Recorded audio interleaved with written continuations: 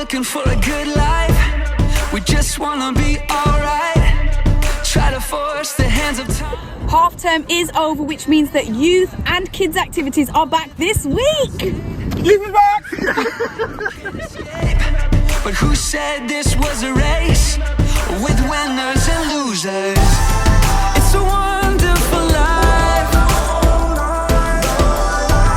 We're gonna be alright. Yeah. Friends, we've got a mortgage celebration event happening on Saturday the 5th of April. But listen up for the information. There's going to be 2 identical events to celebrate us paying off the mortgage 15 years early. Can you believe it? Praise God.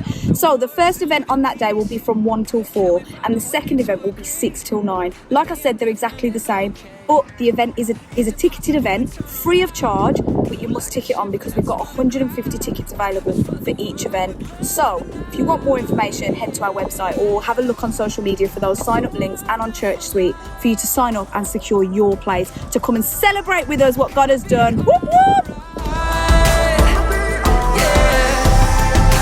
Keep our faith, be strong and be brave. It's a wonderful life. It's a wonderful life.